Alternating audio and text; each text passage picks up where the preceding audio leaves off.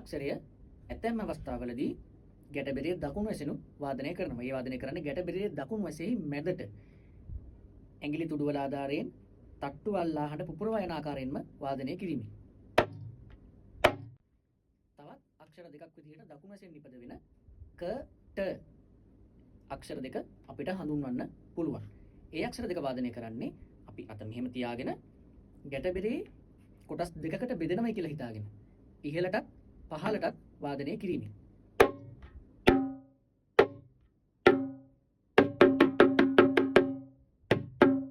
ඒ ආකාරයෙන් වාදනය කිරීමෙන් තමයි ක ට කියන අක්ෂර දෙක නිපද වෙන්නේ. තවත් වම් මෙසෙන් වාදනය කරන අක්ෂරයක් විදිහට මී අක්ෂරය අපිට හඳුනා ගන්න පුළුවන්. ඒ අක්ෂරය වාදනය කරන්නේ අත මිට මොළවල බෙරේ මැදට මිටෙන් වාදනය කිරීමෙන්. වගේම ගැටබෙරිය දකුණු වැසෙන් නිපද වෙන තොන් අක්ෂරය සහ වම් වැසෙන් නිපද වෙන තා අක්ෂර දෙකම එකට වාදනය කිරීමෙන් දොම් අක්ෂරය වාදනය කරගන්න පුළුවන්. ඒ වගේම ගැටබෙරි වම් වැසෙන් නිපද වෙන තොන් අක්ෂරය සහ දකුණු වැසෙන් නිපද වෙන ක ට අක්ෂර එකවර වාදනය කිරීමෙන් අපිට ජෙන කියන අක්ෂරය වාදනය කරගන්න පුළුවන්.